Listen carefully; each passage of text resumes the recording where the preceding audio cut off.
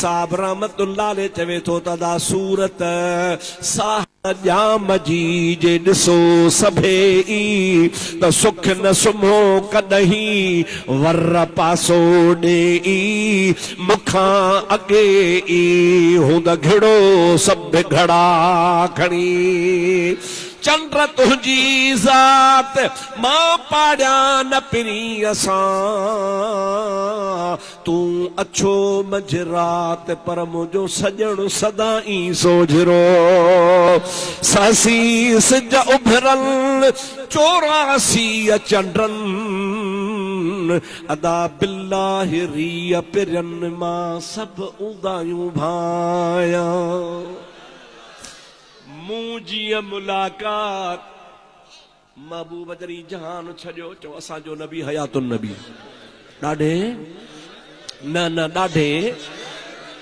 असांजो नबी हयातुन नबी पर ज़ाहिरी दुनिया मां जॾहिं मुंहिंजे महबूब जहान छॾियो त रात ॾींहं मुंहिंजी अम्मा आशा खे रोवण हो साहेड़ियूं ईंदियूं हूं मायूं ईंदियूं हूं बायूं ईंदियूं हूं दायूं ईंदियूं हूं अम्मा रात ॾींहं थी रुगो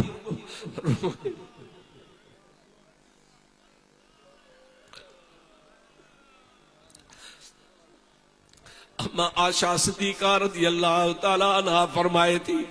मुंहिंजी मुलाकात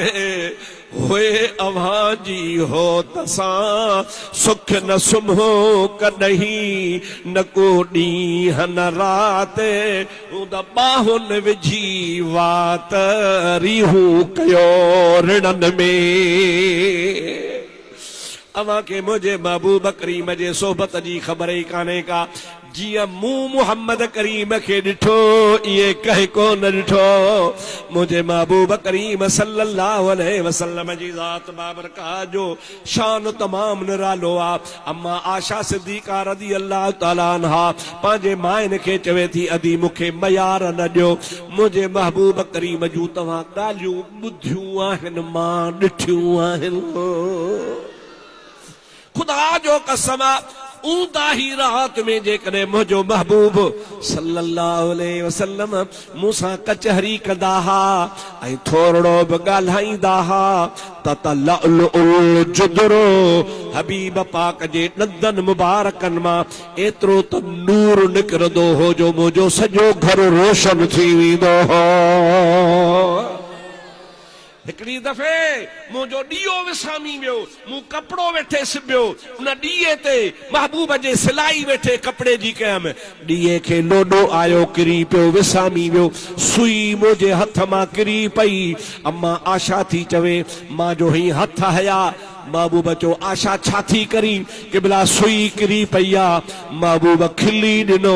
उन खिलण सां एतिरो त घर रोशन थियो जो अम्मा आशा चवे थी मां उहा किरल सुई खड़ी वरती सॼो मुंहिंजो घर रोशन थी वियो इमामुल अंबिया सल्लल्लाहु अलैहि वसल्लम जी ज़ात बाबरकात जे ॾंदनि मुबारकनि मां एतिरी त नूर जी रोशनी निकिरंदी ही जो